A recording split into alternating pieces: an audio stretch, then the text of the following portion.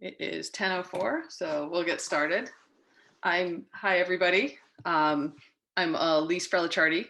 I am a simulationist at the University of Connecticut. And we have a big group of instructors on this call today. We are doing a workshop on critical skills and teaching procedures. Procedural skills for high-risk, low-frequency procedures.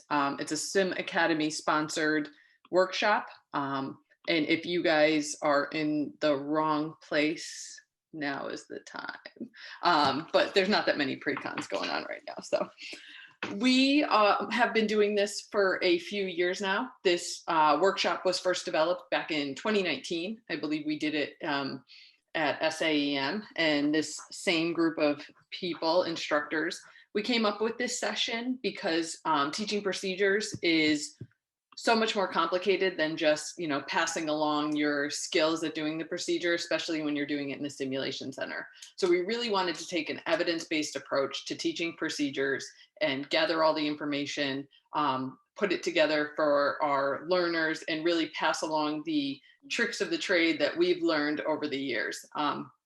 Subsequently, a paper has been published on this by this group of instructors in academic emergency medicine, and we also have a subgroup presented this at IMSH as well in the virtual platform. So we've adapted this workshop to the virtual platform as well. So I am going to just briefly go over what we're going to do today. But first, I want the instructors, our faculty on this workshop, to introduce themselves. So we're going to kind of go through just so you know who the instructors are, because there's so many of us. We like to keep the instructor to learner ratio high in this workshop. So first, we'll start with Mike Casara, if you want to introduce yourself. Sure, I'm Mike Casara. I'm over at Northwell Health. I'm a co-fellowship program director and past president of the Sim Academy. Excellent. Lauren Conlon. Morning, everyone. Thanks for joining us. I am the residency program director at the University of Pennsylvania in Philadelphia and former Sim director, but I've transitioned that role. I'm really excited to be with you guys this morning. Excellent. Sarah Hawk. Hey everybody, I'm Sarah Hawk. I am the Emergency Medicine Simulation Director and Sim Fellowship Director at Rush Medical College in Chicago. Happy to be here. Patrick Hughes. Hey guys, good morning to everybody. Thanks for coming out. I am the APD and Sim Director at Florida Atlantic University in Boca Raton, Florida. Excellent. Miriam Kulkarni. Oh, you're muted, Miriam. I'm Miriam Kulkarni. I'm the residency director at St. John's Riverside Hospital in Yonkers, New York. Excellent. Charles Lay. Hi, everyone. Good to see you all. I'm Charles Lay. I'm the Simulation Fellowship Director at Vanderbilt. Awesome. Ryan McKenna. Hey, everyone. My name is Ryan McKenna. I'm the Sim Director at USF and the Fellowship Director over at Camels. All right. And Noreen had to step off for an hour, and she will be back. She is she runs Sim at Kaiser Permanente, Central Valley, Modesta, and starting a residency program there as well. Chris Strother. Good morning, everybody. I'm Chris Strother. I wear a lot of hats in undergraduate in emergency medicine simulation at Mount Sinai Hospital in New York City. Excellent. Amanda Young. Morning, I'm Amanda Young. I am the Assistant Program Director at the University of Arkansas for Medical Sciences, as well as the Residency Simulation Director. Excellent. Glenn Patel. Hey, good morning, everybody. Glenn Pato here from Hennepin County Medical Center in sunny Minneapolis, Minnesota, where I'm the APD for emergency medicine and the medical director for the simulation center. Excellent. Mike Hardy. Hi, everybody. I'm Mike Hardy. I'm one of the simulationists and one of the attendings at the Children's Hospital of Philadelphia. Excellent. Colleen Smith. Not here. Okay. And then Susie Bentley. Are you on, Susie? I don't see her either. A couple people had conflicts in the morning. They'll be in and out. Kim Scherzer. I'm Kimberly Scherzer. I am the Director of Emergency Medicine Simulation at Stanford, and I run the Stanford Sim Fellowship there. Awesome. And last but certainly not least, Tiffany Modell. Hey guys, I'm the Director for Medical Student Simulation and co-director for our Simulation Fellowship at North Shore University Hospital at Northwell Health. Excellent. Did I miss anybody? We have a lot of instructors, but it's good. It's awesome. All right. So what are we going to do today? We are going to start, and I can actually share the timeline briefly for you guys. So let me share that for you so you have it. It's very similar to what was in the drive. So let me pull it up. It's a Word document. I'll share that. Share screen, Microsoft Word. All right. You guys see that? All right. So first, this is what we're doing now, 10 to 10:20. At 10:20, the large group, we're going to have an overview by Dr. Hardy, and that'll be about a half hour. We'll take a break. During that break, we're going to open up breakout rooms. So the breakout rooms are going to be from 11 to 12:30. And what is going to happen is that all the participants, learners, are going to be broken up into one of 5 breakout rooms. And you're going to stay in that room just to simplify things. The instructors are going to rotate from room to room, and we have that schedule. So the rotation, each room, each section is about 15 minutes we're going to have. So you're going to have the different procedures for approximately 15 minutes with their own challenges. So we're going to go through each procedure, and each procedure has its own learner challenges that are going to get reviewed during that. So we have the 5 different stations. If there's something, if you need a break or there's something that is not interesting, because I know originally we said you would have your choice of 3 of 5, just feel free to take a break. It's okay. We're not forcing you to learn anything. And then after those rotations from 12:35 to 12:45, we're going to take a break. And then we'll have a structured debriefing on those different topics, on those different procedures. And then we're going to have a final wrap up and questions. Just so you guys are aware, from the time we initially developed this workshop to now, we've had a pandemic. So a lot of us have been transitioned from the live procedural training sessions to teaching our learners in a virtual setting.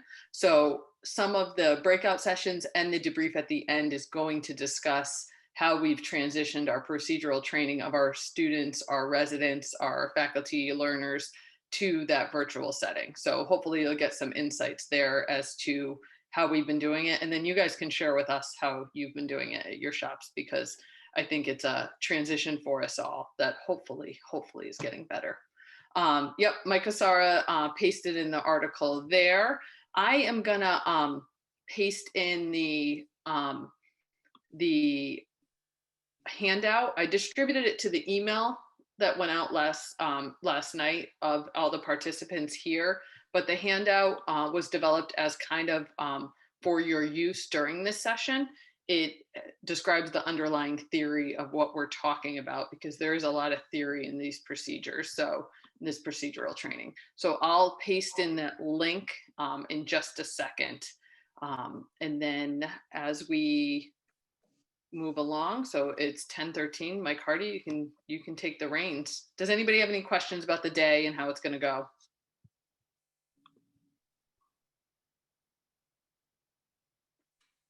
If you guys have questions about topics or questions as that initial talk goes along, just please post them in the chat. We're happy to answer and address them and discuss. All right, Mike, if you want to take that, start taking over the screen, and I'll post in the handout in the chat. Sounds great. Thank you. So I'll start a screen share here. Okay, so thank you so much for coming out. Good morning. I know there's a lot of awesome pre-cons this morning, so thank you for coming to ours. So as Elise sort of alluded to, the goal of this workshop overall is to apply, recognize the challenges that we all have in teaching procedures through simulation, and then to see what sort of educational theory, what sort of evidence is out there so that we can apply that to our teaching to do the best job we can for our learners. So I think we all wish this is how our residents came to us, like fully formed, perfect, competent in all their procedures, perfect clinicians, right? But in reality, I think the process of training is a lot more like this for our learners. It's really stressful, a lot of doubt, a lot of anxiety. And it's one of our opportunities as educators to support our trainees, to coach them through these anxieties, and have them show up on the other side of their training program after their interactions with us, the best clinicians they can be. So the learning objectives for the overall session are here, sort of distilling what we already talked about. We're going to talk about some best practices in procedural training. We're going to talk about some educational theories and how that can be applied to procedural training, and then some challenges and how we might be able to address those. So this talk, this intro session is going to focus on those first two learning objectives. And because you can never have too many learning objectives, here are my learning objectives for this particular talk. So we'll talk about what makes a procedure a good candidate for simulation. We'll talk about mastery-based learning and deliberate. Those concepts can apply to sort of further enrich our curricular development. And then we'll also talk a little bit about how to create create a curriculum and match it to our learners in our particular context. I think we're all familiar with this saying of see one, do and teach one. It's an old paradigm attributed to William Halsted, surgeon at Johns Hopkins. But I think we've all also seen the ways that this approach can fail. Usually leading to lots of trial and error on patients, potentially not the safest thing for our patients.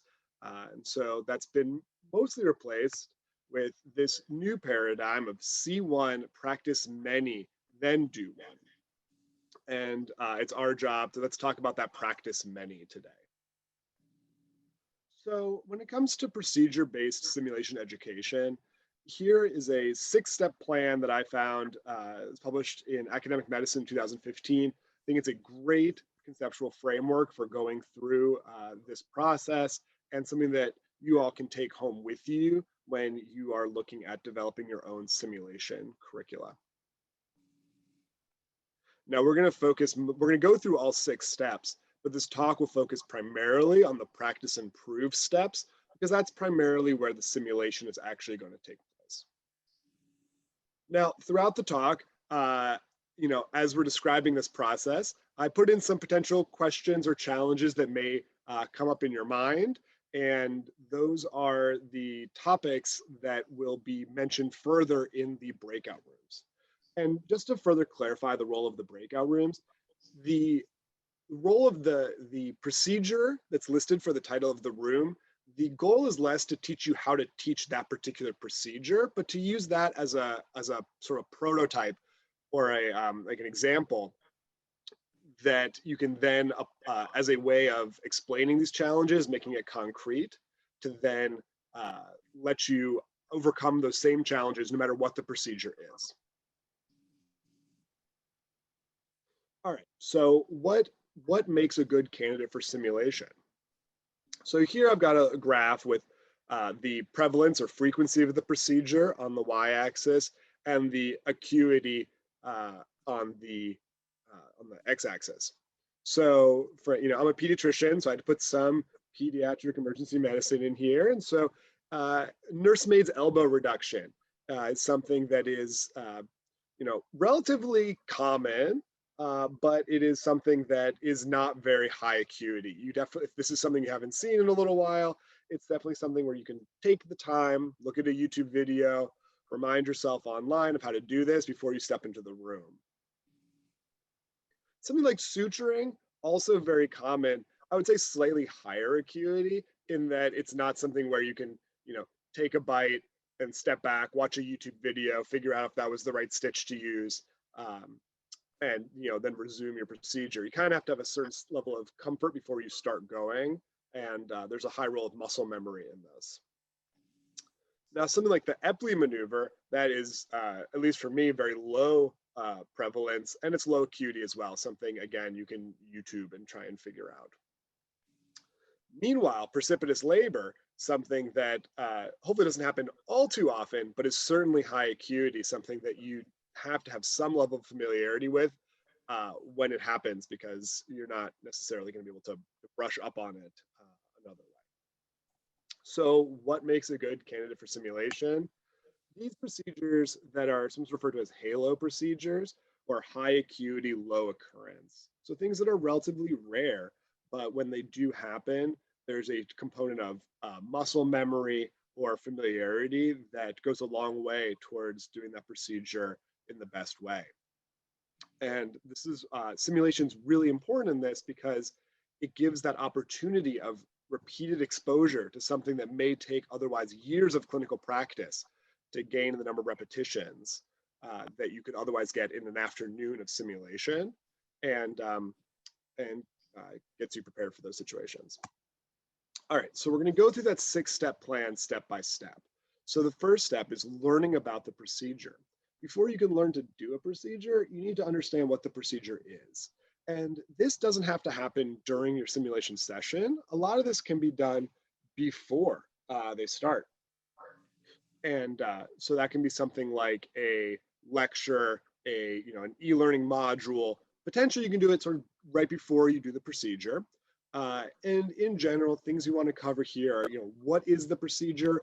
Why would you do the procedure? What are the indications? What are the contraindications? What are some common mistakes that might be made? So these are the things that provide that fundamental groundwork that then lets you place the procedure that you're teaching into an overall clinical context. Now, this context and how much you need to teach is going to vary based on your learners. So if you have, if you're teaching intubation to a group of third-year residents, that requires a much different set of context and orientation than teaching third-year medical students. And in general, this step is going to conclude when the learners have shown that they know what they need to know to then proceed. And this can be either a formal assessment or sort of just a general sense that the learners are familiar with what you're talking about.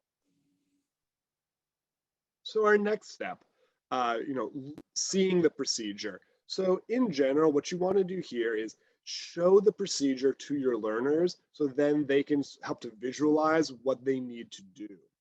And so in general, the instructors then perform the procedure, and this can be done in person or over a video.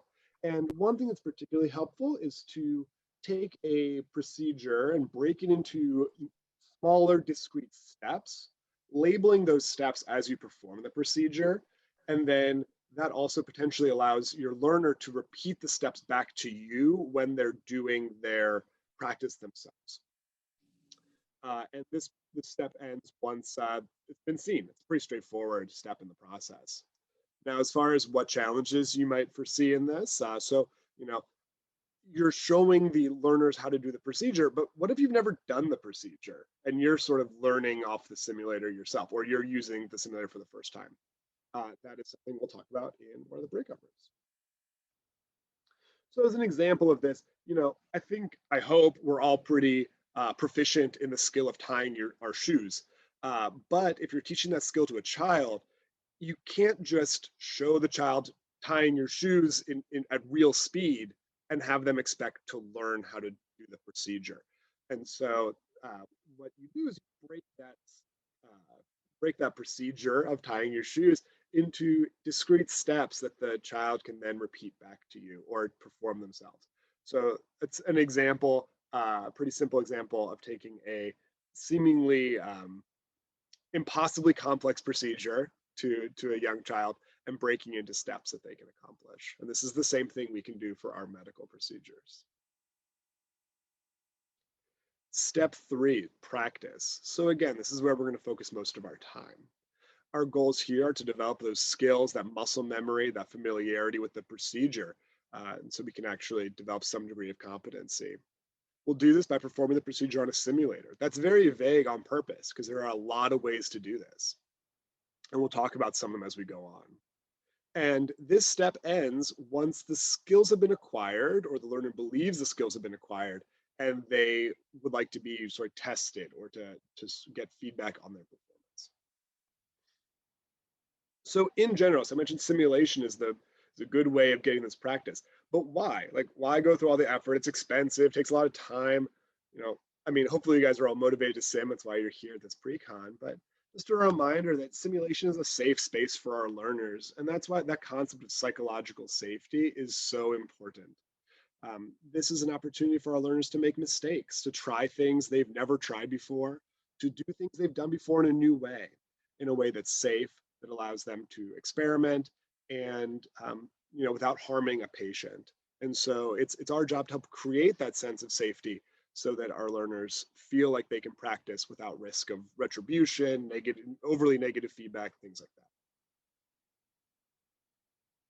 that. Now, I love this quote from Vince Lombardi. So, you know, the name of this step is practice, right? But it's not just practice. And so the quote is, it's not practice that makes perfect, but perfect practice that makes perfect. So what is perfect practice? So one of the ways of getting at perfect practice is this concept of deliberate practice that was first discussed by Anders Ericsson, I think in the 90s. The difference here is deliberate practice as distinct from repetition. So an example that I find really helpful is the idea of driving a car. So, you know, there's this notion, right? So maybe in the book Outliers, of if you've done something for 10,000 hours, you are a master. That's what it takes to establish mastery. And that was sort of maybe overly extrapolated from Ericsson's work, but it many of us have probably gotten close to 10,000 hours in a car, but we're not winning NASCAR races. We're not master drivers. So what's the difference? And some of the difference is that when we drive, we're just driving and our skill goes up, you know, when we're teenagers or whenever you learn to drive. And it's really hard to learn. You're just terrified of going on the highway. You know, there's a lot of anxiety and a lot of pressure, a lot of focus that goes into that. But after a certain point, you get good enough at driving. And then from there on, you're just repeating the same skills that you've had. And there's no effort to improve because you don't need to. So it's not just the amount of repetitions that you get, it's that desire to achieve new levels of proficiency that helps to distinguish deliberate practice. Further things that Anders Ericsson noted that distinguish repetition or what deliberate practice that led to the highest levels of performance for whether it's concert violinists, Olympic gymnasts, chess grandmasters, the things that they all had in common. So highly motivated learners, because this is a very effortful process. This isn't easy, and you need to be motivated to have that degree of effort put into your activity over and over and over again. You need clear learning objectives, because how do you know if the session was successful if you don't have a measure of what success means? You also need lots of time for repetition and refinement, because the goal here is to have something that is difficult, but not impossible. And so there is a chance for failure. And so when the learners do fail, then you give them feedback, and then you can then repeat and hopefully give them a chance to eventually overcome and achieve those learning objectives, leading to a successful practice session. So what might be a barrier to this is, what if I have too many learners? You know, I only have so much time, and what if twice as many people as I expected show up? We'll talk about it in the breakout rooms.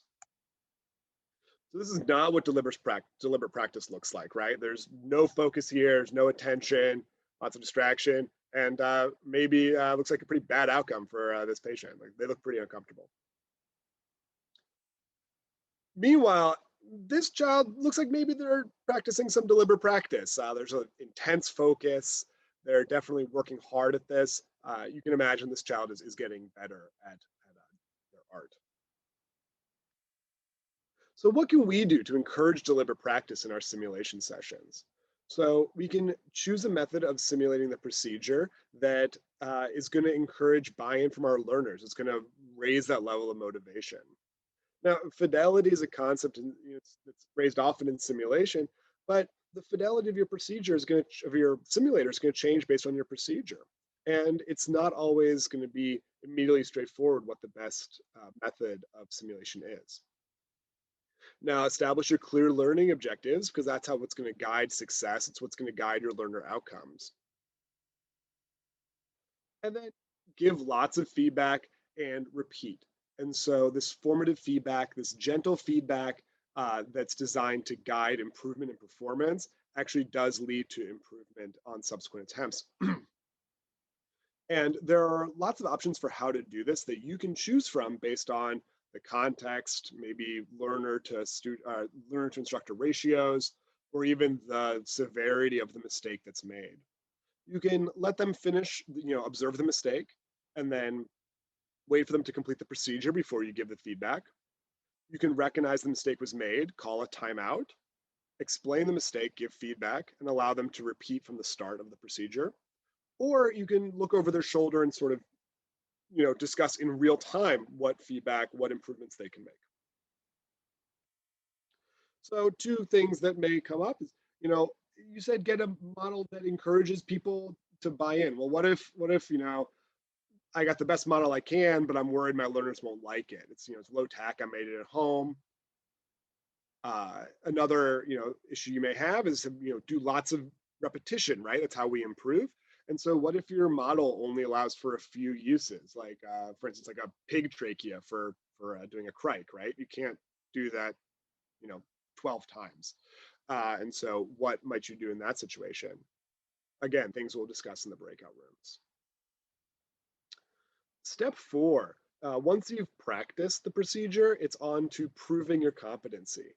This is a really difficult step, but the goal overall is to show that you're ready to move on to safe patient care, potentially with observation, not necessarily being, totally set free, but at least you have a level of competency that allows you to move into the actual clinical realm.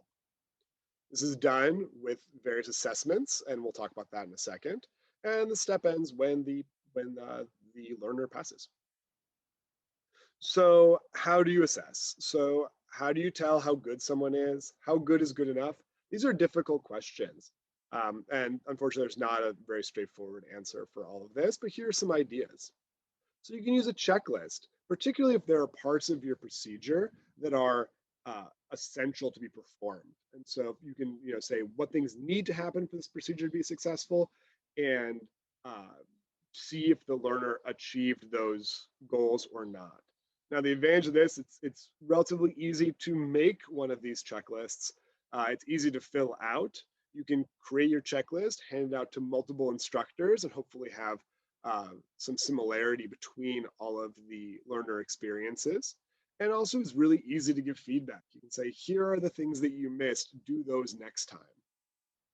Downside is you do lose some nuance because there are some parts of the procedure that aren't necessarily yes or no. There may be a degree of like a spectrum of how well it can be done.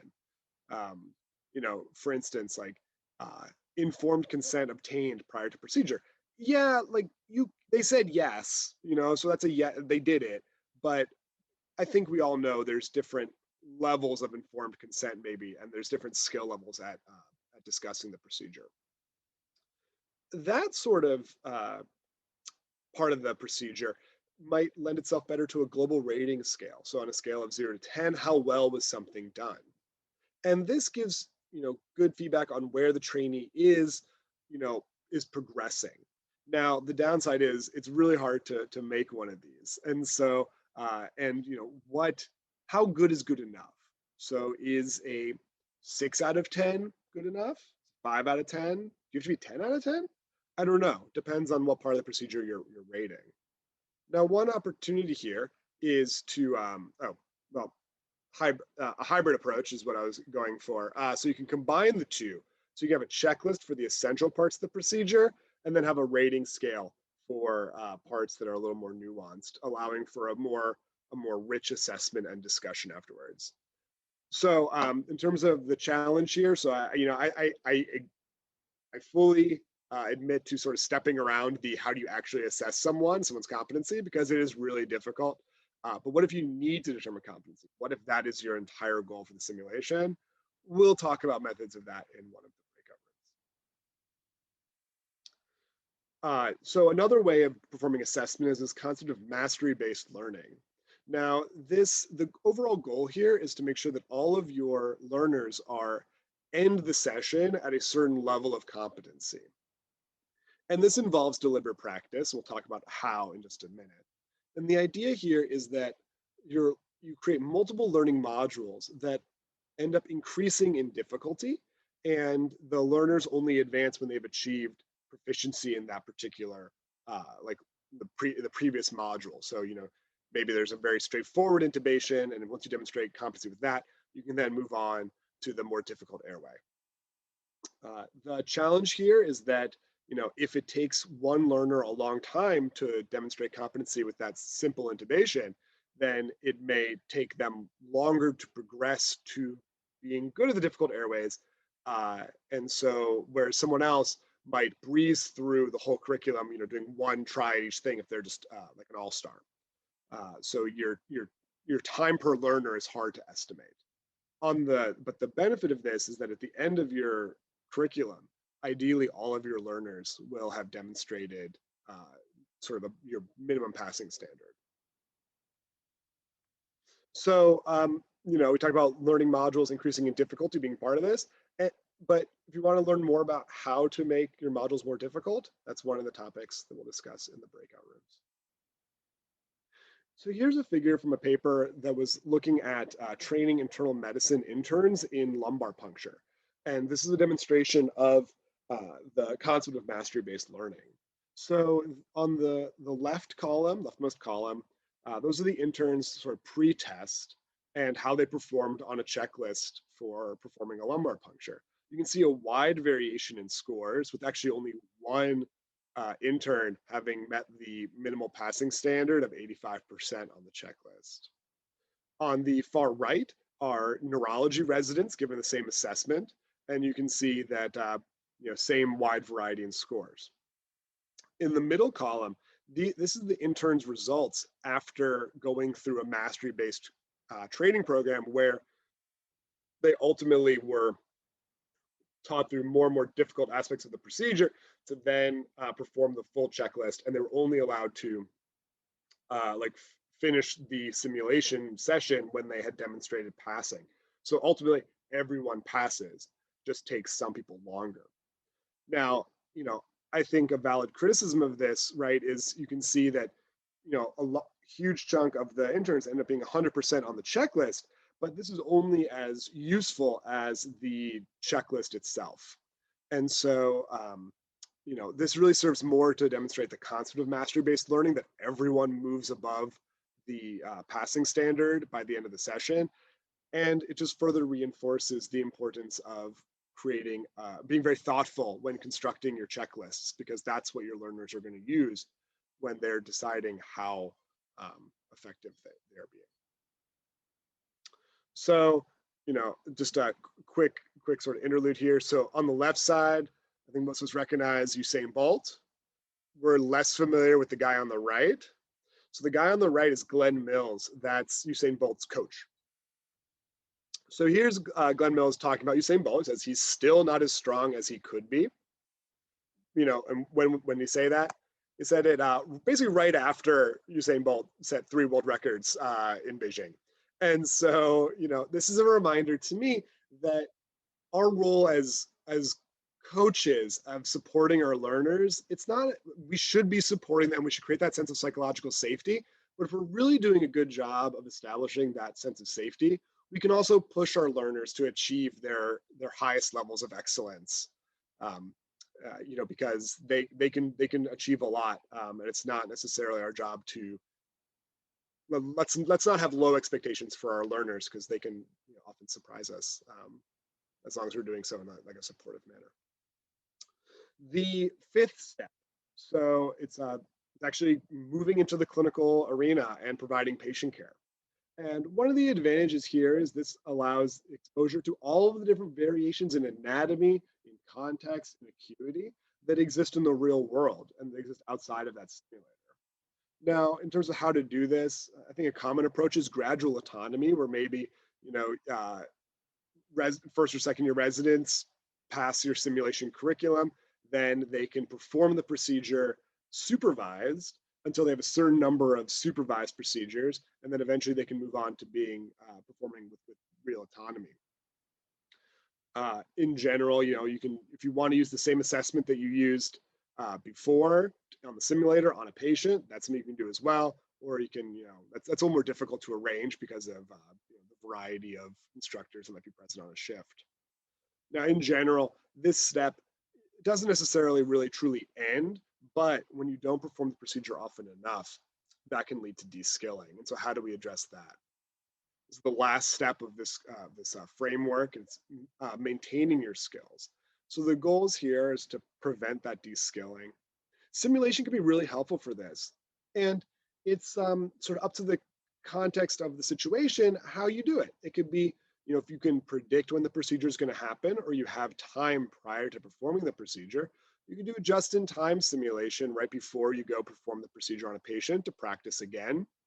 Or if this is something where you don't really have that luxury, you can have scheduled sessions, maybe once or twice a year, where you go through some of these procedures and you make sure that everyone feels comfortable. Or at least less uncomfortable, I suppose, for some of these procedures. And this step never really ends, because even if you go through the simulation curriculum again, go back to step 3, you're still preventing de-skilling and maintaining your skills once you've initially sort of gained them. One challenge here, so if you're in charge of these formal sessions, you might be teaching people who are your colleagues, and you'll be teaching someone who actually has done this procedure more often than you have. And there might be some challenges associated with that. And again, those are things we'll discuss in the breakout rooms. So that is the introduction. I am happy to take any questions. I don't know, is there anything in the chat? Oh, there's a few things in the chat. Great. All right. Yeah. You guys have questions? Like, it looks like Michael Casaro is posting lovely documents on the background information if you guys need more information on what was presented. Any questions? You guys can talk, post them in the chat. And we're going to highlight a few challenges that maybe you've encountered in teaching this procedure, or just to get you thinking about how you would approach your education or your simulation session for teaching specifically this procedure. So I'm going to go ahead and share my screen, and you guys will see it in just a second. I have to go back. Sorry, I forgot to go back. Okay. So the challenge, you've been asked to facilitate a small group station focused on reviewing the key content required to perform transvenous pacemaker insertion. So the cognitive, psychomotor, affective skills necessary for this procedure. In your learner group, there's multiple attending level learners. All of them are either peer or near peers, and some of them are beyond your level of expertise. Your tech is fairly low technology, partial test trainer, but you have all of the necessary equipment, including the transvenous pacemaker, the introducer, central lines kits, and the generator box that required. So this challenge is really meant to get you thinking about how do you leverage the learners in your group, how do you engage your learner group in learning about this procedure. So would love to hear from you guys if you've had this experience, or if you've had something similar, or what your perspectives or approach would be in this type of a setting.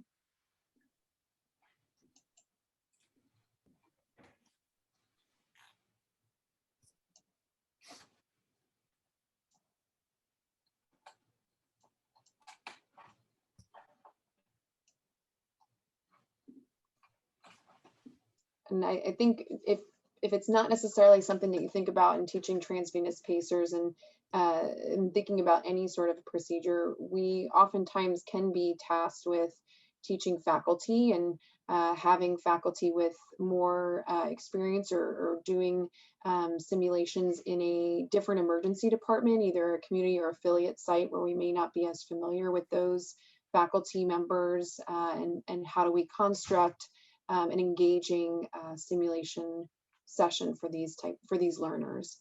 So just want to anchor back on the concepts of adult learning theory and how we learn as adults, and things that you should remember as a facilitator when structuring these sessions. So making sure that the topics are relevant. Clearly, we should all be concerned about these high acuity procedures, but perhaps either setting the stage with a story or asking a participant about the most recent pacemaker they placed or whatever the procedure may be. Making sure we're meeting our learners where they're coming in the door, and being respectful of the learners entering this sim environment, and making things problem focused and collaborative. As you're teaching this procedure and learning this in physicality, a same space, having and being prepared to escalate the level of challenge based on your learner's ability to handle that is something as a facilitator is good to be prepared for before the session. So what does that actually mean? How does that work from putting this theory into practice? And this is highlighted in the handout that you guys have, and I'll just take a quick pause to see if there's anything in the chat that people, actually, I think I might be able to see the chat. Feel free to pop things in there if you like. Yeah, no questions yet, but you're definitely encouraged to throw some questions in. And just to make it explicit, where you're looking at this example of transvenous pacing, but we're talking about this challenge of educating learners across a diversity of experience and expertise. So you've been set to sort of teach this transvenous pacing skill. And those folks that you're helping to facilitate learning in have either as much or even more experience or expertise than maybe you feel you have. And then you have multiple people in a mixed group. So that's really the challenge. And that's what Lauren's been going over so far. And so maybe that one approach is to consider embracing some of those principles of adult learning, and how to put that theory into practice.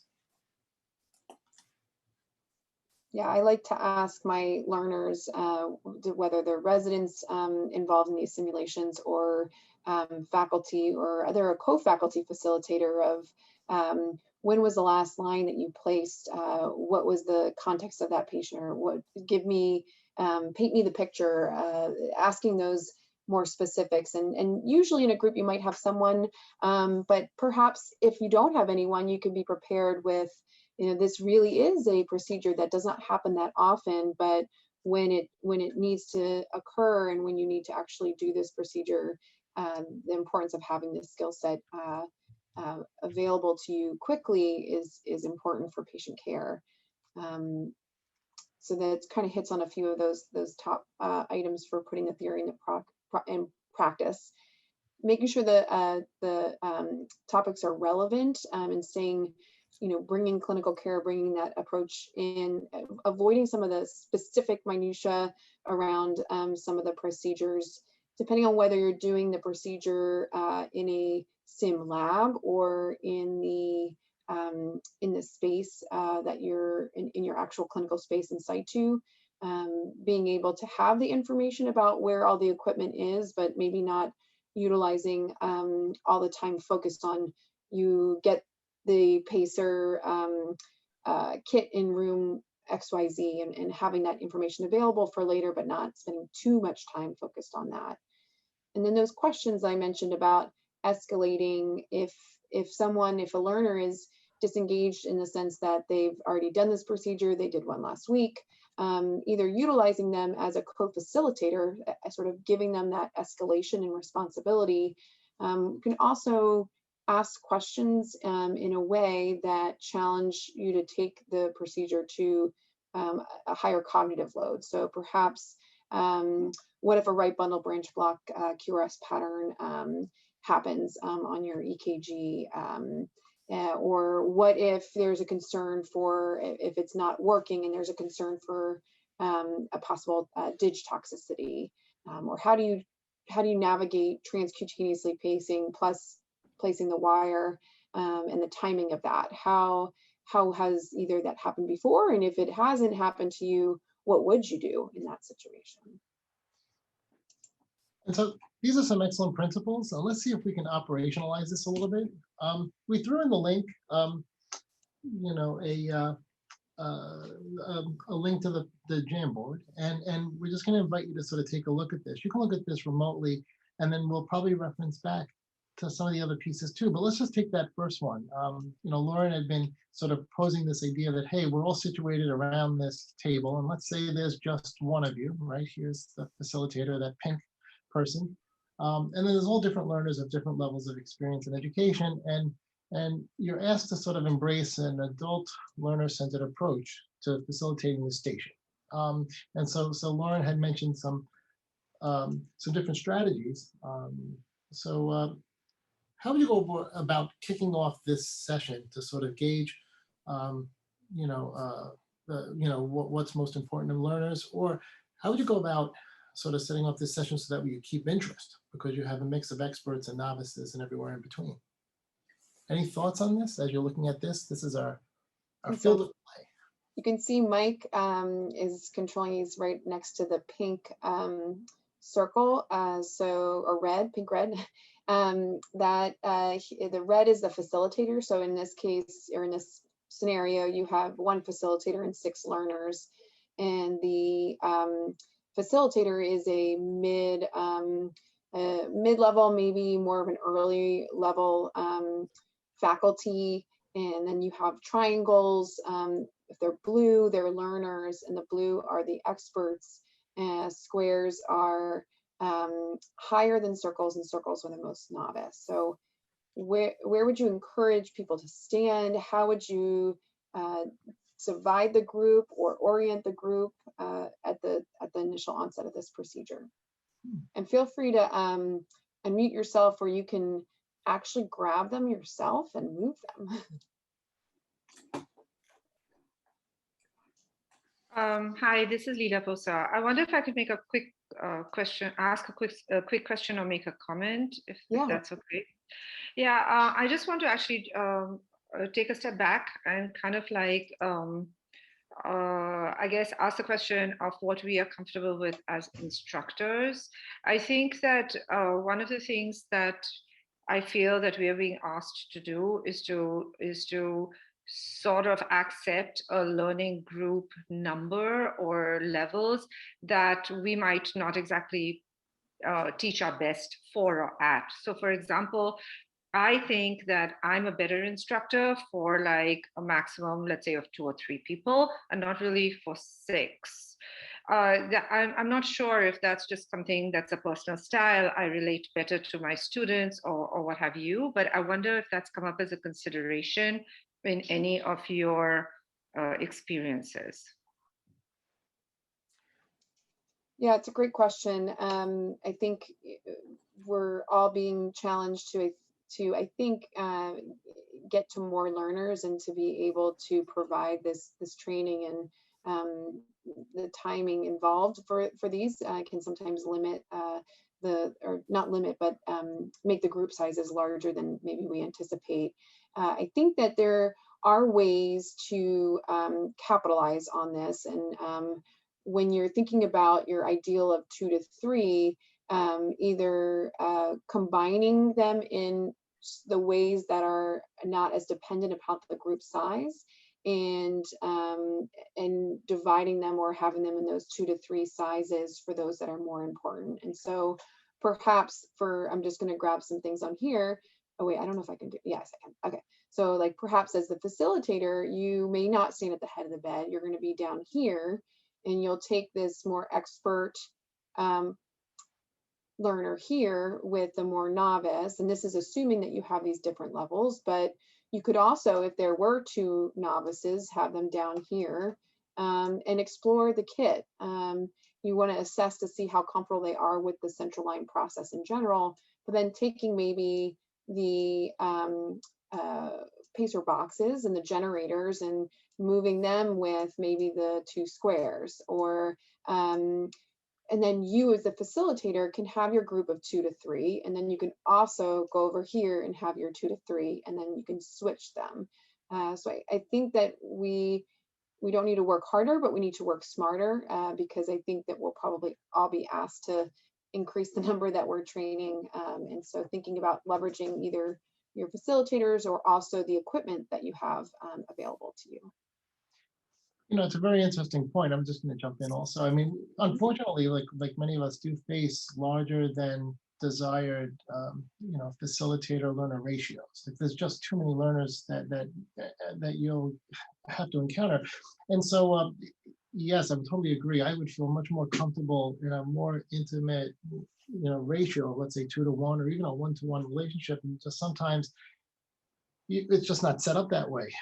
So the way that the question I posed in the chat was like, how do you break up the groups, and how can you leverage some theory to help support that? So Lauren was suggesting doing one thing, which is, you know, if you're breaking up subgroups, notice that she sort of leveraged the idea that there's experts in this mixed group. Now, we don't always have mixed groups, but using the experts, especially like the triangle person, maybe with a circle, and if you, let's say, if you pair a triangle with another circle and you have 2 pairs at the same level, that can be helpful. And then also, you know, understanding or just having an appreciation of the learning environment in which you're in. So yes, there are learner specific sort of nuances to embrace, but the learning environment's got a lot of different things. If this facilitator can sort of situate themselves here, and they can sort of observe these pairings, if you pair them out, now you've gotten at least a 1-to-1 ratio with each sort of person. This has become more, now you're embracing a couple of different things here, social learning theory, as opposed to a facilitator being the sage on the stage, so to speak. You're distributing equipment in different ways. So maybe this is, you know, a transvenous pacemaker kit review. Maybe this is a pacemaker generator compare and contrast sort of situation where, you know, those with some experience are engaging with one another or sharing experiences, let's say on an equal level, let's say the 2 mid-levels or the senior intern sort of sharing experiences and sort of bringing the novice up to speed quicker. All those are different strategies. So yeah, there's lots of different techniques. The facilitator can also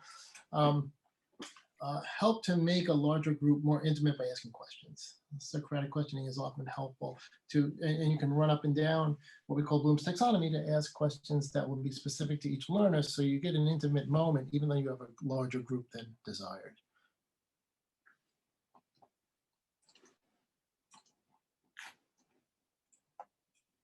Thank you. I like this very much.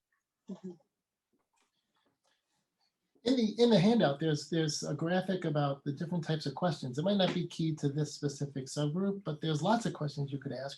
And then leveraging, there's a lot of experience with the idea of forming subgroups and using more knowledgeable others to help facilitate learning in less knowledgeable others. Like this idea of like a more expert person helping a less expert person. And it doesn't always have to be the facilitator, because sometimes you're there to watch the clock.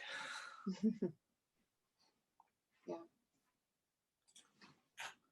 All right. I know that it kind of brings us to time, but hopefully that gave you some interesting pearls to apply in your next session. And again, the handout has a lot of examples with how to really make them concrete, some of the statements you might prepare or have in advance for your learners. But nice to meet you guys, and reach out if you have any questions, okay? Thank you.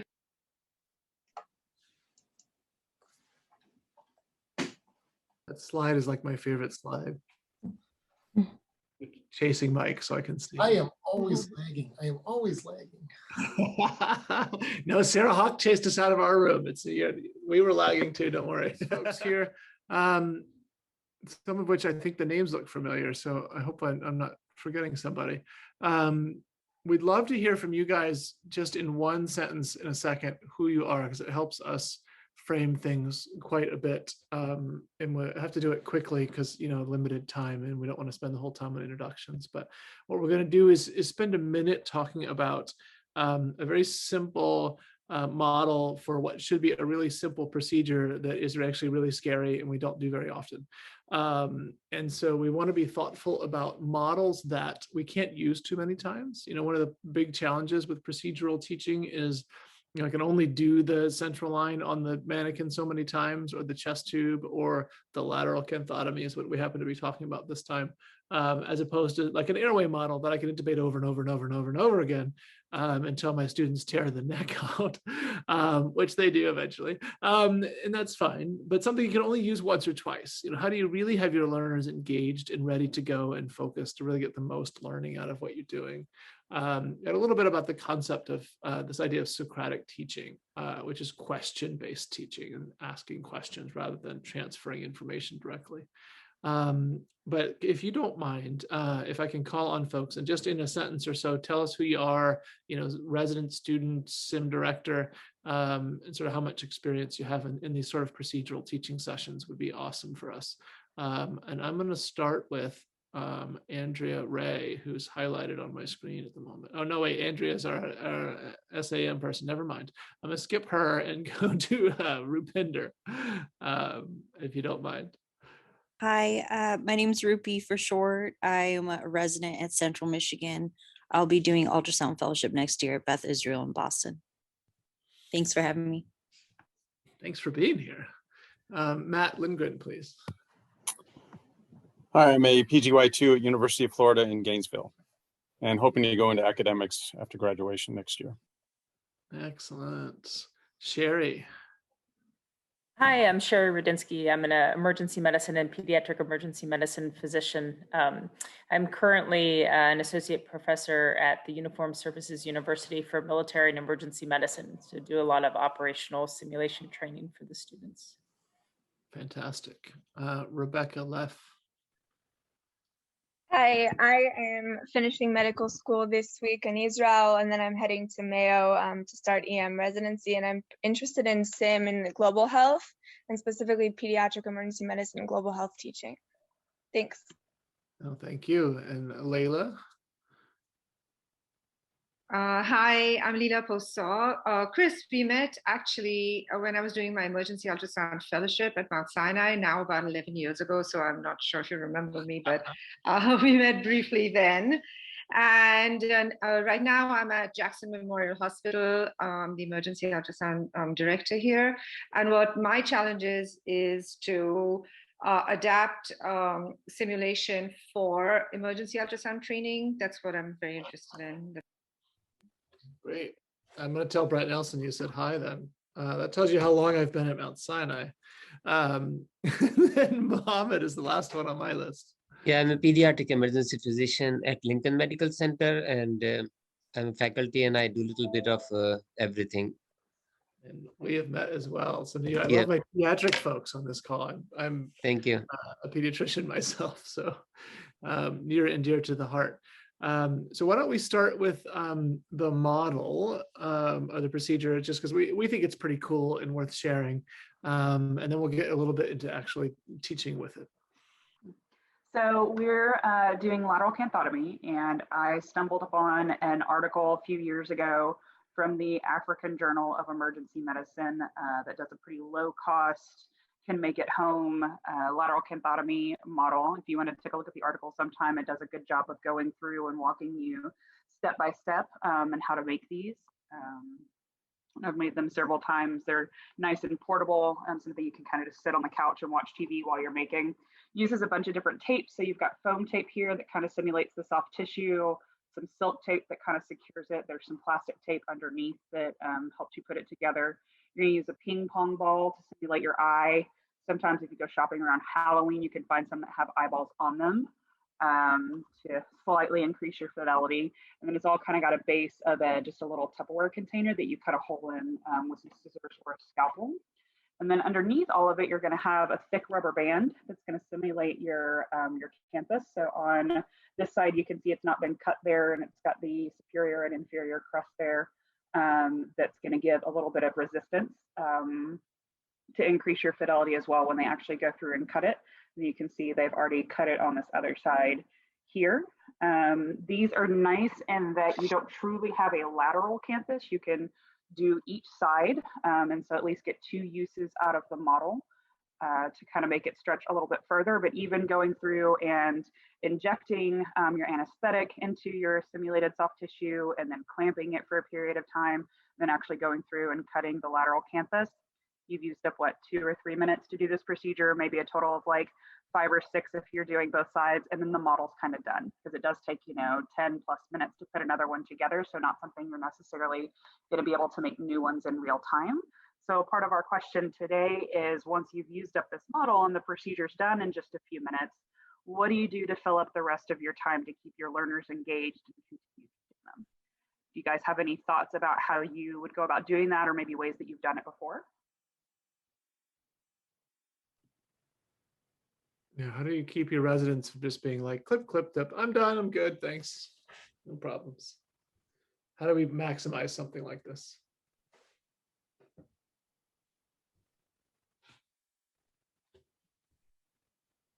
This is the quiet room.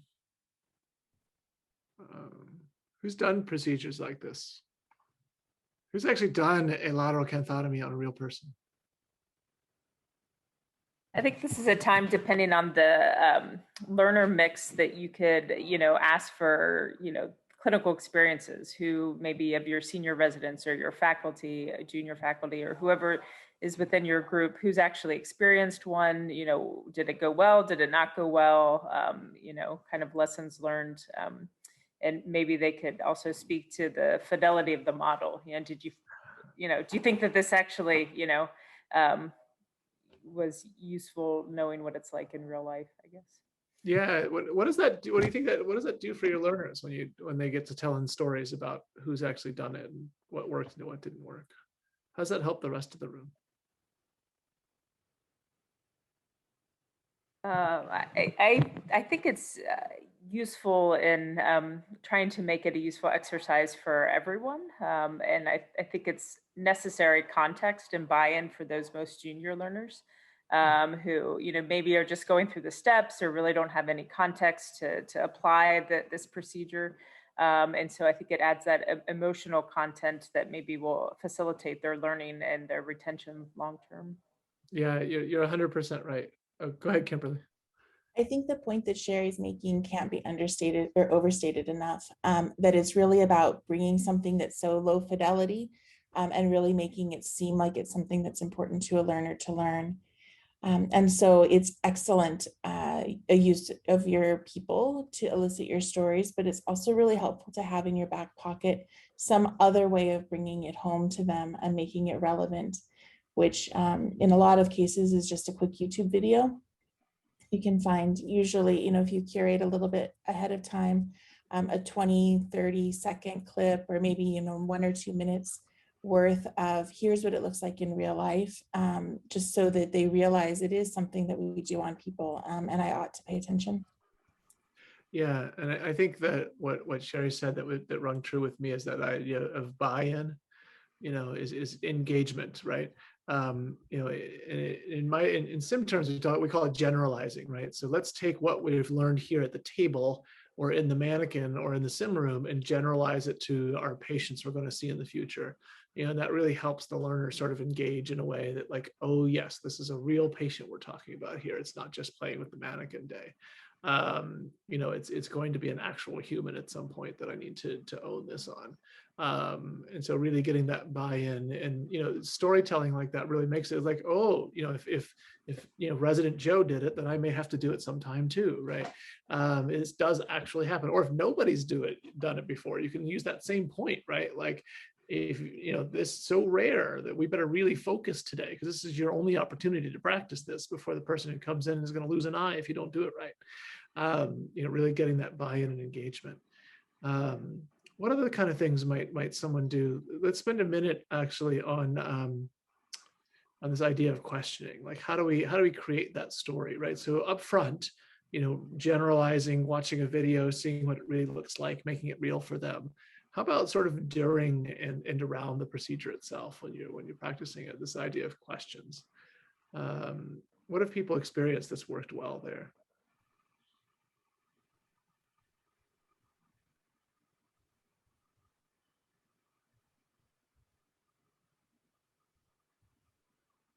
I guess this goes a little bit into the buy-in kind of aspect of that we were just talking about, but I found with specifically with the pediatric sims, a lot of times if there's a parent that you also have to talk to, or you also have to talk to them, it adds a level of complexity, and their reactions, especially if it's an actor or an actress who is the parent, can sort of add to the tension and make it feel a lot more real, because you're also having to deal with the family. Yeah, absolutely. So that idea of fidelity, right, is having the family member there and talking to you doesn't increase the fidelity, but also increases the emotional engagement. And lesson for future sim educators, I like that you said professional actor, coach your confederates, right? Make sure that if the point of the sim is not the crazy parent that you have to deal with, make sure that your person playing the parent doesn't go crazy and throw themselves on top of the mannequin, because if that's not a learning objective, it can really pull you away from what you're trying to do. But the idea here is thinking around the patient. Like, what are some of the other things, right? Like when you see a pediatric patient, right, what else do you have to deal with? The family member, right? When you're doing a lateral cathetomy, what else do you have to deal with? Sedation, pain, movement, right? Comorbidities. What if this is a really, really obese patient? What if this is a really, really old patient, or a really, really young patient for the pediatricians, right? What does that change, right? What are the factors that go into that? And having them think about actual patients and talk through some of the other stuff around the procedure, right? Where is the stuff in the ER when we set this up? What kind of pre-medication might you give a really anxious patient before you do this? Or a really combative 7-year-old, right? Hopefully we don't have to do this on a 7-year-old, but these things happen, right? And so really thinking through around the patient, and those questions can be really useful for framing it and talking about all the rest of the stuff. And that helps, again, buy-in and fidelity. If you're thinking about all the stuff that goes with it, you start to think of it as an actual patient. It helps your brain engage emotionally. I think that works really well, that kind of Socratic teaching and engagement in the sim lab when you're doing procedural training in particular. You can use that same method of teaching in like on a shift, as long as you're very mindful to signpost what you're doing about, your plan is sound, but let's explore this a little farther for your teaching, or just for educational sake. So it's not relegated only to procedural training. I'm writing down the phrase signpost because we keep talking about it this morning, and I want to steal that. Favorite word. For those who, if you missed it, the idea there is letting the learner knowing what you're doing, right? I'm not just asking you questions to make you feel bad about your knowledge base, right? I'm going to ask you a few questions to help you learn. Let's talk about all the stuff that goes around this procedure, and really help you benefit from it. Or, this is a pretty straightforward patient. Let me ask you a few questions if this patient was more complicated, so we can learn a little bit more. Saying the word learn or teaching or education while you're doing it helps the learner realize what you're doing is to help them, not to make them feel bad. And it also helps them focus in a little bit, like, oh, Kimberly's teaching me, let me listen. I think that can make a big difference. All right, I've got 11:55, which means we're going to start rolling into the next room. Any last minute thoughts or questions before we move away from this idea of Socratic teaching or simple, non-repetitive procedures?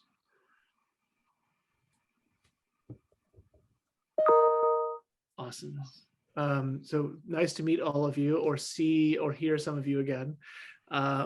Thank you for being here. It's great having you guys, and we will talk more at the end. Thank you. Thanks for coming, guys.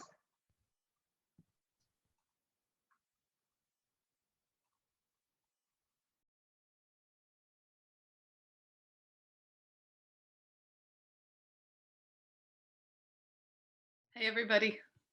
Looks like most everybody's back, more or less. Yep, we have a few instructors that have to run. Thank you, because there's another workshop starting up in about half hour, so they have to run. But for those instructors that are left and participants, we're going to do a debrief now.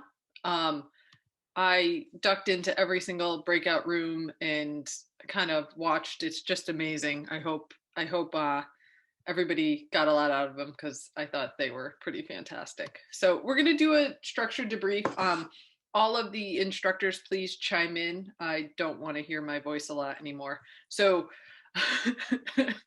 we'll just get started. If any of the participants, if you just want to take off with maybe some take-home lessons that you learned to share with the group that you thought were interesting, and then we'll move along to talking about virtual settings and teaching procedures in the virtual setting. Exactly. Please throw comments in the chat as well. Anybody want to take the reins? How this went?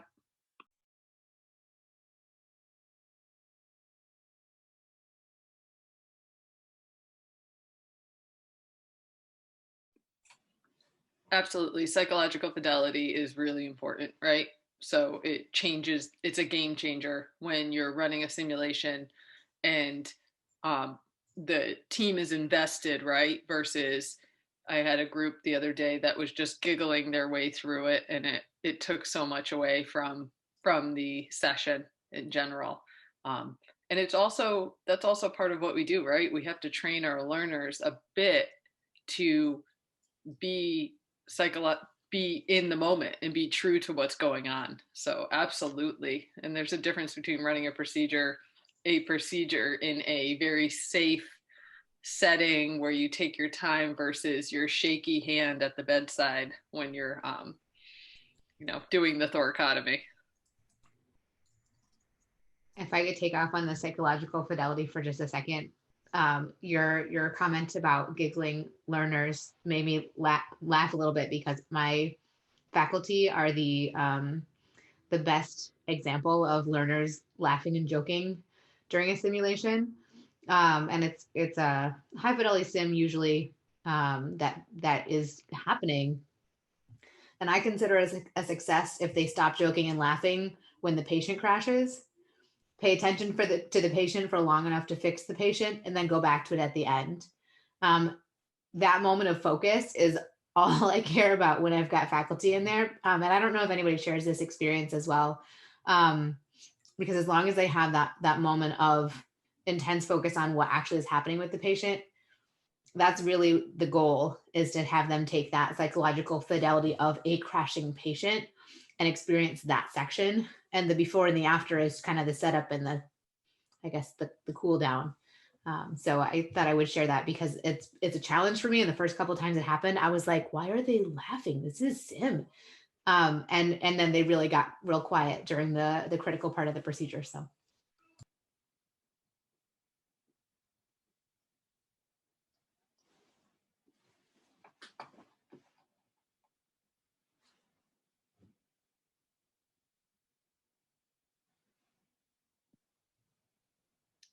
I usually tie a lot of our sims.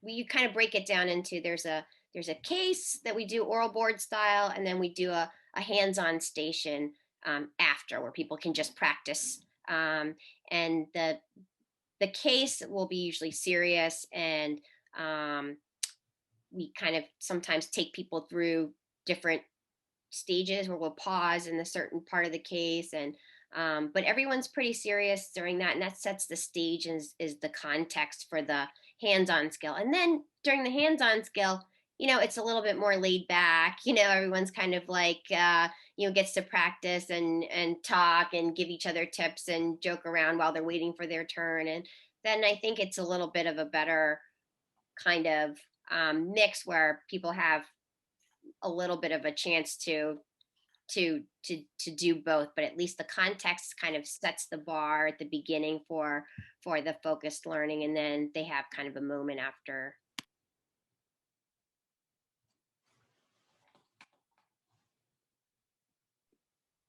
Absolutely. A lot of times when I'm teaching, and that's why one of the stations reviews like teaching your peers, right? When I teach my faculty, just like Sarah said, there is a lot of joking and a lot of just relaxed teaching, and it tends to be more peer-to-peer because my co-attendings have all been under stress. They get it.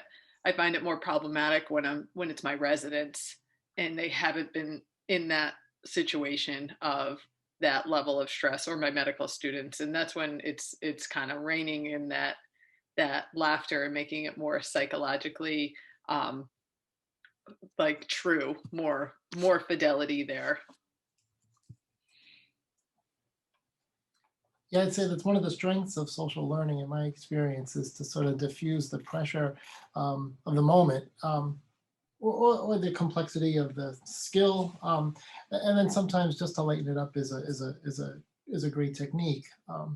And then other times, just the idea that well, we're not going to get things perfectly early on when we're first learning a skill, but to just have that mindset, a growth mindset that often comes through, the idea that you jump back in the saddle and just get back on the horse, so to speak, and try again, and eventually you do get better.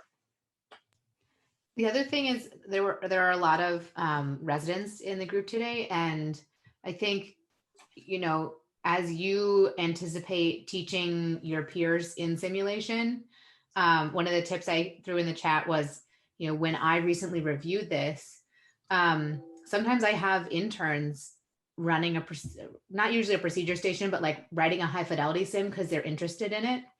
And then they get all the background of the specific case. And I say, hey, you know, we've got this intern here who's done a great job writing this case. She's going to go ahead and debrief a little bit for you. This is because she just did all this research. She just learned about all of it. And she's going to share that with you, as opposed to necessarily saying, well, she has more training than you because she doesn't, than the 3s or the 4s, if you have a 4-year program. So, you know, trying to normalize whatever level I am relative to you.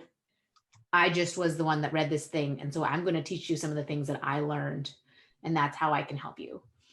So it works for residents, it works for medical students working with peers, all the way up. Sarah, we talked about that a little bit in our group, also about making things relevant, which can help to diffuse some of that kind of inattention or goofing off that sometimes we'll see among some of our learners, about soliciting the entire group for their experience. And if it's the intern who did the lateral canthotomy or the, I don't know, whatever procedure, really allowing them to have the floor to share their story, to not only make it relevant, but to reinforce that learning isn't always top down. It's really a bi-directional relationship, and that we all have stuff to learn from each of us.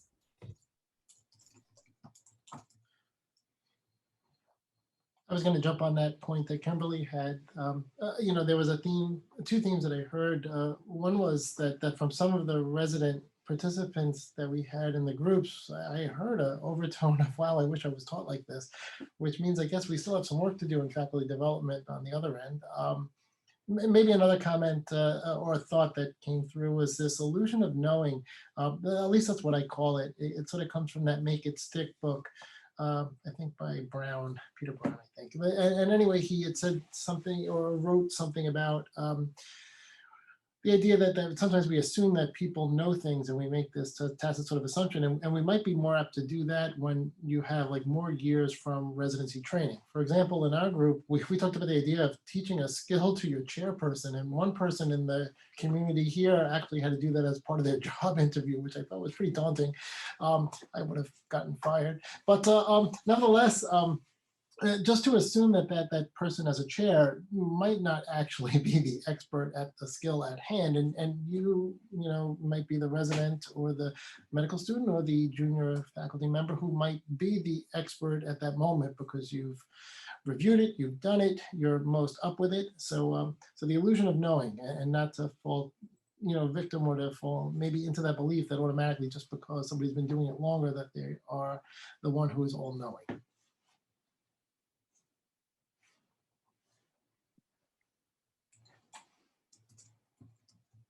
Yeah, I think each of us is, you know, everybody's on a learning curve. Everybody's on their own curve. And I think the goal is not to compare yourself to somebody else. You just compare yourself to your prior self.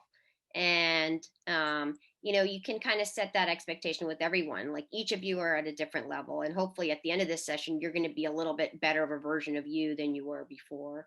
And you just set yourself up as the as a facilitator in that process, you know, the person who's going to be guiding you to the next version of yourself. So, and then one thing I came up in one of our sessions was about like different domains of objectives, and for the residents and learners, that's kind of like kind of a weird discussion, but it's like a, you know, how somebody feels a little bit, writing objectives about feelings, which is hard, but it's important in how you learn and how you remember, because everybody remembers where they were when 9/11 happened. You don't have to memorize that, you know, because it's so emotive of an experience. And so tying something very emotive into simulation or any didactics or something, you know, where you can elicit an emotion, then it's going to be much more likely that someone's going to remember that without even trying, right?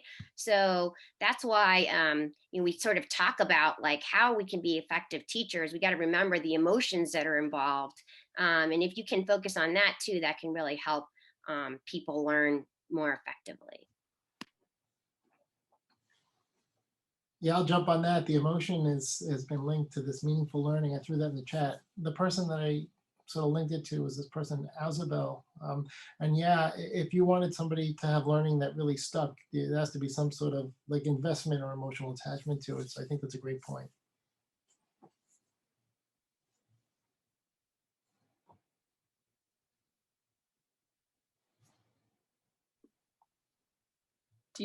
Are there any other kind of key point or elements you guys were surprised by in the stations?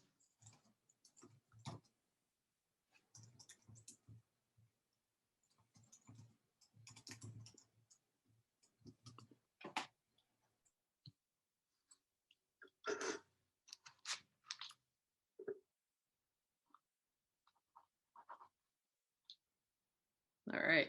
So the kind of other element we were planning to discuss during this debrief was on teaching virtually, because we all kind of got stuck doing that over the last year. Oh, here's one. Yeah, as a medical student, fascinating to hear about the philosophies that educators. Yeah, there's a lot behind it. We don't just show up. I know. I didn't realize that until I was a medical educator, of like how much, even from, you know, elementary school, kindergarten up, how much goes into each teaching session and element, right? You know, kids think that their teachers just go home at 3:30 and do nothing all night. Not true. There's a lot that goes into this. So yeah, there's a ton that goes, a ton of background, right, for every element that's said. We always talk about that with procedures, especially, right? Think about intubation, and each element of that intubation requires so many skills, and to break it down to teach it just requires so many skills. It's just fascinating. So yeah, we all of us here as instructors have been on various sessions over the last year talking about how we are teaching, how we taught during the pandemic, and how we transitioned our world to virtual and tried to keep everybody trained throughout the last year. We all did it in different ways, and I would love to open up the floor to talking about the virtual procedures and the themes that we saw come out over the last year.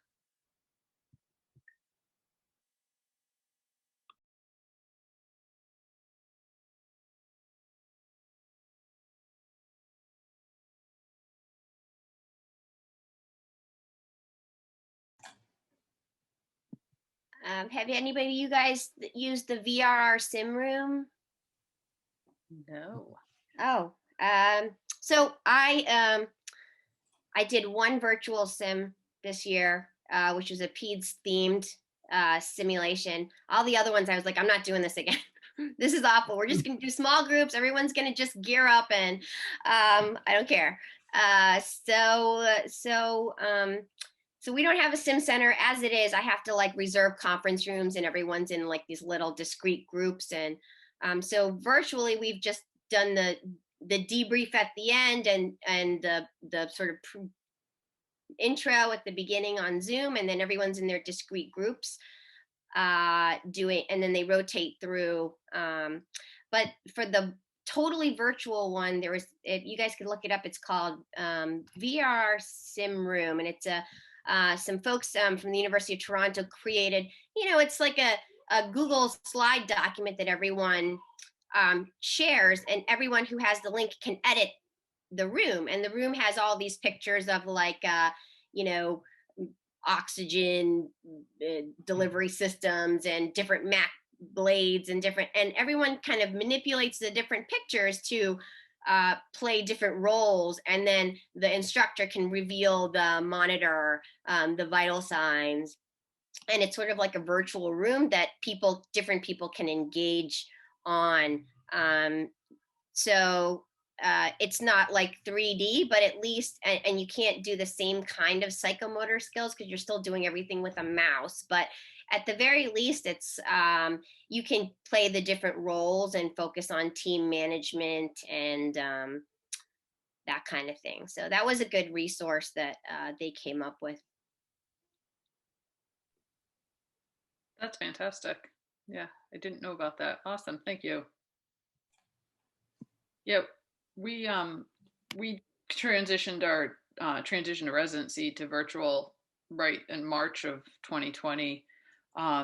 So there was a difference between what we did for cases and then procedures. So for the cases, that wasn't that difficult. I mean, I don't think it was great quality, but basically we ran in small groups and did it with a virtual mannequin, with the mannequin in the teaching room with myself and the other instructors, and the monitor was up on the Zoom as well. And then we would run the cases with variety of either verbal instruction from the students and posting in the chat, depending. At first we were using what we're using, Blackboard, Husky CT, and it was not very good. And then we transitioned to Zoom, which was a lot more functional. For procedures, we basically would, for a lot of the student procedures, which are, like just the basic core skills we do with medical students, we would distribute the kits. So we made suture kits. So our sim tech makes all of the suture pads with the gel stuff. He does a lot of the moulage stuff as well. So he made suture kits for every single student, IV kits, and we would distribute them and try to do it virtually with them, let them practice on their own, and then have virtual instructional stations. Can't do that with some of the more expensive, larger equipment like Central Line or ABG, but we definitely did it for IV, phlebotomy, that kind of stuff. It's interesting because in our experience, at least I can only speak for my shop, like the cognitive load was so high with the response that even if we had the tech and even if we knew it, I just don't know if the bandwidth would have been there for the learners to accommodate it at the moment. So it is knowing it's great. I guess maybe just knowing when it's okay to teach and when maybe it's just better not to even try. But I think we all have that. Like, when people have had enough, shut down the PowerPoint. Or if you think that it's the Zoom call's not going well, then you turn it down. We've wanted to do that too.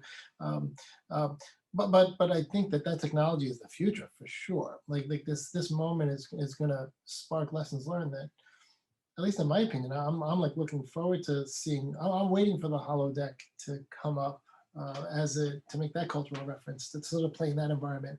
But I would say that maybe the same theoretical approaches, or at least many of the older theoretical approaches, still apply.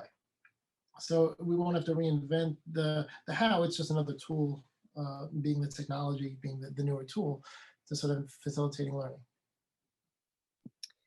There's another resource. I don't know if there's an app called Full Code. If you guys are familiar with that, that's something we tell the residents and our faculty about. Again, it's not like sim, but at least you can go through a case and then you can kind of get scored and get some learning points. But again, like all of these kinds of things are, I think, obviously suboptimal to some of the things that we're teaching. So, you know, I guess it's been nice to learn a few things, but I think, you know, if we can limit sizes, we can do mass. I mean, we've all been, you know, in clinical situations where we're exposed to COVID directly. I mean, so you have to be able to learn with and take a certain level of risk. I mean, I do think it's also important to normalize, like Mike said, we took a long pause. I mean, we're right outside of New York City. It was really bad last spring and even into last summer. And it, you know, it was challenging, not just in terms of the physical safety of everybody in terms of getting together, but also, you know, I don't know that folks had a lot of psychological bandwidth.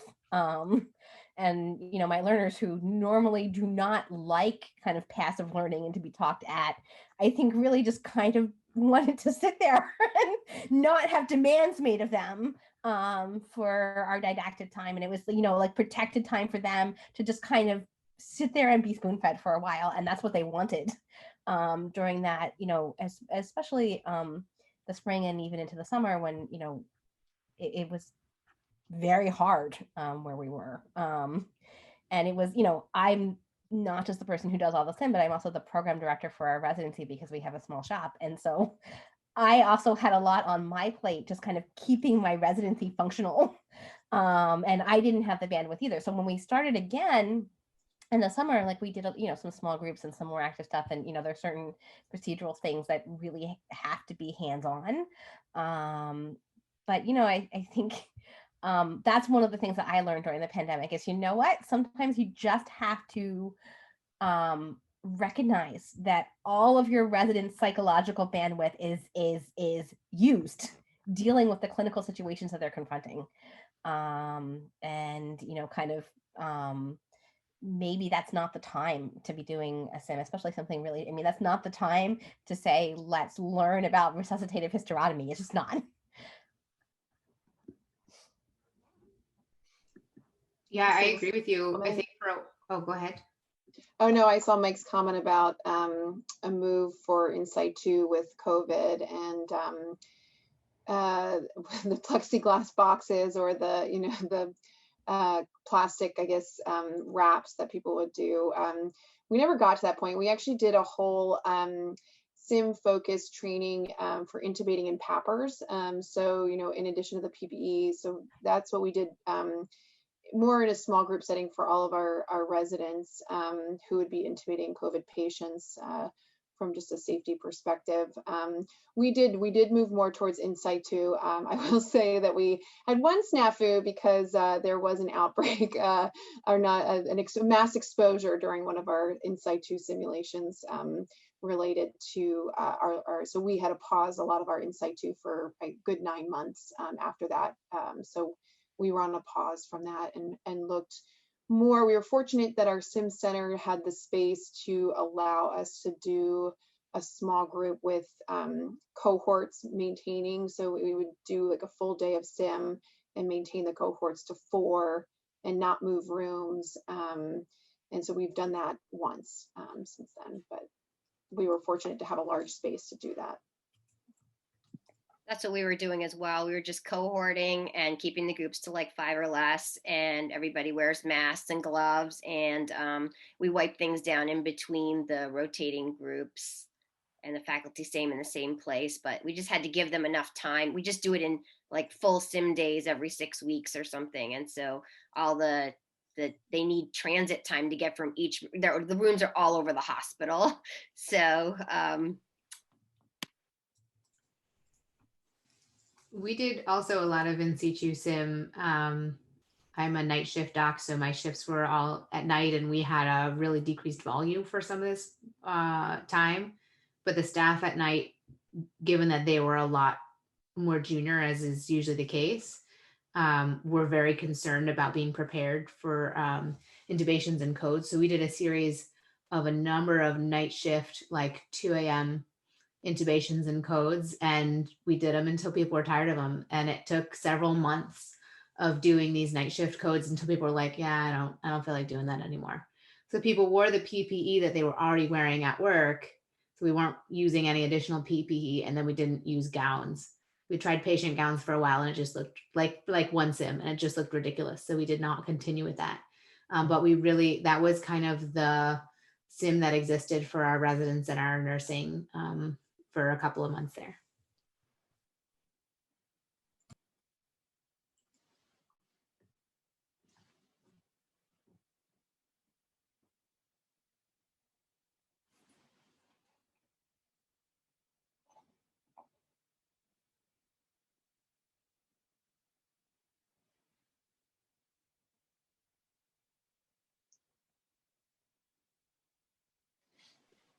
Is anybody having trouble getting started again? I mean, we shut down the sim center for maybe a month, but it's back with precautions. Anybody having trouble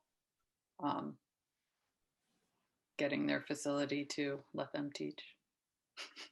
We're still not back. Every event gets vetted through a committee, and if it's deemed high enough value, then it's allowed to proceed. But even then, it's with a ridiculous level of precaution, like one person around the mannequin, 2 people max, almost to a prohibitive level. Yeah, I think, ours was driven a lot by the LCME. Like there was no change to the requirements for the medical students. So there was no, we tried to do alternative things, but there was a real big push to get back to some semblance of meeting all their requirements. And then the residency, I'm lucky I get to train my residents at this giant monstrosity of a sim center that had staff and protocols that were able to implement them back in. It's not my sim center, it's in town. So we actually split our residency up in half, so it made for a long day for the faculty. So the faculty were basically there the whole time. The residents came in smaller cohorts and kind of stayed together. And then we used the e-oral board software for the residents that were at home. Sadly, Cord shut that down like a couple weeks ago, so we have to modify a little bit and see kind of where else we go. But it kind of was nice just to have the residents get together outside of work, and sort of allowed them, I think, to decompress a little bit from some of their shifts kind of during the height of the pandemic. That kind of togetherness. And we tried to do wellness activities in the afternoon that were outside and whatnot, so that they could do something besides just see each other, in N95s while working shifts. Yeah, Sonia, I noticed your comment there on medical students. We're actually most of us, especially on this call, if you guys want to do the same, we need to look critically at our interns coming in. We do procedural boot camp, which is on for June for all our incoming interns, and to look at them and see what it looks like. I don't know. It might just be fine. Maybe some of the stuff we were doing was not effective in 3rd and 4th year. So we'll see. Yeah, I do. I worry about the incoming students. I think, especially, at least our current class of interns, the pandemic happened at the end of their 4th year. So most of their clinical rotations were presumably done. For this group, it happened at the end of their 3rd year. So I think it really, I had someone I interviewed for a residency tell me that his entire OB rotation had been on YouTube, and there wasn't a clinical hands-on component at all. Which was, it's clearly extremely unfortunate, right? And you think that even if for some reason they didn't want them to be around the patients who were pregnant, which I guess I can see the rationale for that, you'd think that they could have had some kind of a sim component, so they would at least know how to do a pelvic exam. Yeah, I think it is going to be a challenging year. We're also going to be doing an intern boot camp, and we're starting off with really basic things like just getting an H&P, because we realized our incoming interns haven't even had a lot of experience doing just that, because it's all been online didactic type rotations. So we'll see how it goes.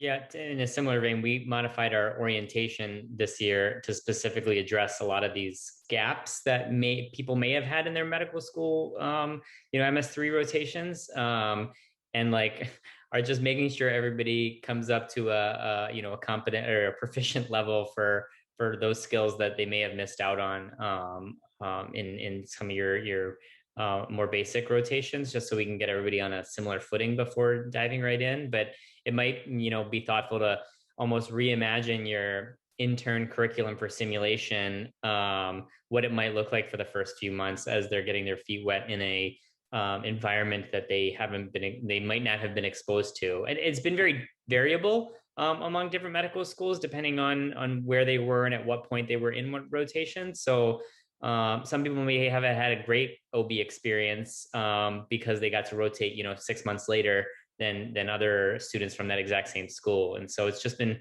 highly variable and something that we should be thinking about as we start rolling out curricula, starting in orientation in June, but really going through a lot of the intern simulation and didactic and all these different curricula that we're kind of involved with. So even more challenge added on to this year. It's actually not just the interns, it's all of our residents have not had, we found our second years are really feeling like have told us that they don't feel comfortable doing like LPs and central lines because they haven't gotten them enough clinically over the past year compared to our third years who are here well before COVID. So we changed our July curriculum totally to be a repeating every July curriculum that is like a couple hours of didactics, and then the last 3 hours are all hands-on stations that they're gonna rotate through. So every Thursday they'll either have LP and CBCs or codes or I forget EKGs. I forget where all the stations are, but they basically rotate through 5 different 2 to 3 hour workshops, and that'll be every Thursday. And so the people who feel comfortable can help teach, but everybody else will be able to get that, lots of sort of hands-on, the most common things and not assume them to be common. And then they will just get that every July. And that's good because it pulls some of that stuff a little bit out of the intern orientation because they already have so much like other stuff that they have to do.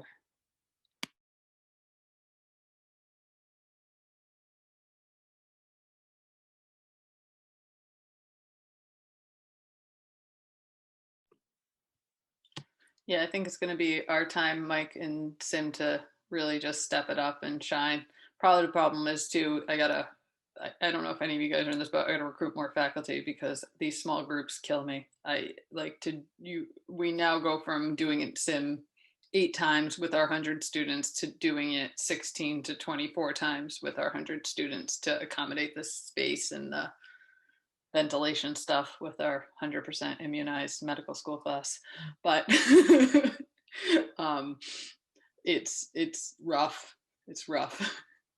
Well, that's where the work that had been done, like pre-COVID, I remember reading a lot about the virtual debriefing, and if there are ways to leverage the collective a bit, like the Simulation Academy is one place, not to put a plug for the Sim Academy, but that's to share expertise across centers and to maybe have regional, especially in places where you can have sort of regional support, and especially if you can wire people in through, some audio visual conferencing tech like Zoom or something, then maybe that's a way around it. It's not maybe ideal as being face to face, but nevertheless, having trained faculty that really know how to use this skill set and how to bring it into simulation, and then help facilitate development in early learners. I mean, that's we sort of take it for granted that people can do it, but I think watching what happened in the COVID experience, and then we're just watching before that, it's again like an illusion of knowing. Like a lot of people, I can teach procedures, but there really is a way to teach procedures that we've been focusing on here, and how many in the other domains of expertise which are very skill centered. Like I know the people in my ultrasound group do it very naturally, but are they cognizant of what they're doing that they do so well? I'm not sure that they would know that or not know that, and so maybe that's a value that we have at this moment going forward. Yeah, Elise, I feel your pain. I'm the only person. I'm the faculty person, the sim faculty person. That's it. So all the rest of our faculty, we have I have very scripted debriefs for like all the people who participate, and that's why we sort of do everything in themes. So, for our PEDS Emergency Medicine Day, PEDS Emergencies Day, we had pediatricians and PEDS folks who helped out. I got my chief to give everyone, they get incentives based on participation in sim and being sim faculty. So, and then, for OBGYN, we had OBGYN faculty help out day for et cetera, trauma, we have trauma attendings helping out as faculty on those days, in addition to EM faculty who sign up ahead of time. So that's, and then I'm starting a sim elective so that I have learners who are going to participate as faculty to be extra hands. So it's, it's good. I think we're all learning from each other, but the people who have participated before are excited about participating again. So that's good. I will say I had to do a session last week for 150 medical students, but I was limited to groups of 8. And so like a little ahead of it, they were like, so I'm going to have you in 3 different classrooms for each of these 6 sessions, and you can now recruit 18 faculty. And I was like, well, that's not going to happen, because it was like multiple simultaneous. So I was going to have to like have this big ask of my faculty. And like, I already asked them a ton for the resident sim. I can't add these 18 faculty slots. It's just impossible. So the solution was 3 different simultaneous rooms full of learners, logged into Zoom, which was linked to my phone. And all of the rooms were watching the same learning space account in a high fidelity sim room. And then whichever group had just been in the sim room, I went to that room and debriefed them. And then I took the next group from the next sim room, the next group from the next small classroom, and everybody watched all the time. And if I had extra, so I asked for extra sim techs and an extra sim room where they would do the same, like it was like a VFib, you check the patient twice, you get them back, but they were just applying their BLS skills because these are rising M3s. And so my sim techs can run that. So I had 2 sim techs in the up. If I had enough sim techs, I would have the 2 sim techs run that case. So more people got to experience the sim. And then the debrief would still happen with like me at the head of all the Zoom classes. And it was a huge relief to me to not have to ask that huge lift from all of the other faculty that helped me so much with resident sim all the time. So that is an option if you run into that type of thing. Absolutely. When I learned sim from Dr. Nowicki when I was in, I don't know, like a long time, it was back when sim was just starting, it was him, and there was a sim room. And so there was 12 residents, 3 would go in and run the case, we would watch them, and then the 3 would come back in and we would clap for them, and then we would debrief. So I can tell you I've been implementing going backwards a little bit with the med students when I get put in that position, Sarah. Same thing, like the students go in the 3 different classrooms, one group goes into the sim room, we watch them, and then we debrief on Zoom. And we kind of adapted that at times when I'm like April, I had like 3 weeks of 3 different medical school classes coming through simulation. I had no more faculty. They were done. Did anybody else's med school, like ours, allowed the medical students to either come in person or be virtual if they felt uncomfortable? So when we ran sims for the medical students, we had to have like a computer in the sim room on Zoom, and then you just kind of carried it around with you or whatever so that they could go with you wherever you were going or whatever and be a part of it. But it definitely, added a level of complexity because you had learners in the room you were teaching, plus you had virtual learners, you were trying to, have them get something out of it. So, definitely, I think this has led to, a lot of innovations, and I think my technological knowledge has definitely increased over the last year for sure. That's such a medical school thing to do. you're not comfortable, you don't need to come. You can stay in your pajamas and log on. We had a couple of residents who were on quarantine because they got COVID and they were participating virtually. And so, yeah, we had like our chief resident was like walking around with like an iPad so that the person at home who was, you know, had COVID but was not sick, could just like watch, you know, babies being delivered or whatever.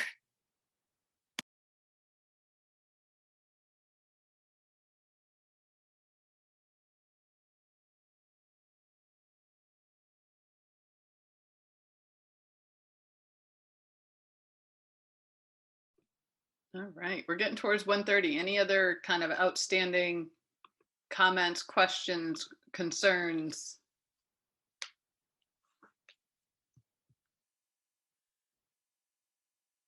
Nothing. You guys cleared your tables? Okay, good. All right. And learners, do you guys have any feedback for us as instructors? I mean, this is the sort of second virtual time we've done this. The first time was a videotaped one, but any feedback? We're hoping to be live again next year.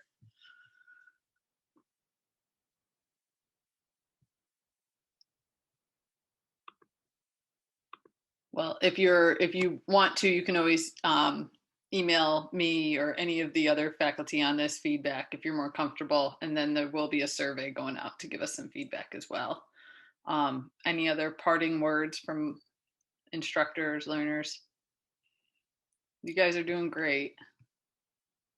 I think our role is going to be huge in the next couple of years, especially kind of remediating what just happened.